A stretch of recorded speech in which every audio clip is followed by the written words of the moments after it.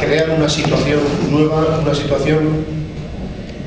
que no estamos solicitando, por lo menos para esa situación de mínimos. En esa situación de mínimos no estamos solicitando ni la independencia de Euskal Herria, ni estamos solicitando derechos que nosotros como abertzales creemos que nos corresponden, pero desde luego sí creemos que tiene que haber una responsabilidad para que se dé esos mínimos democráticos. Ahora bien, sabiendo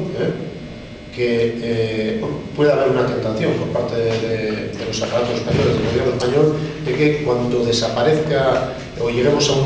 un clima de normalización, algunos pueden pensar que pues ya se ha acabado, ya desapareció la violencia y no hay ningún problema. Eso no es así. Nosotros tenemos claro, yo creo que eso lo compartimos todo, que el problema vasco es un problema de raíz política que tiene mucho tiempo, o sea, existía antes de que ETA existiera y existirá después de que ETA desaparezca también.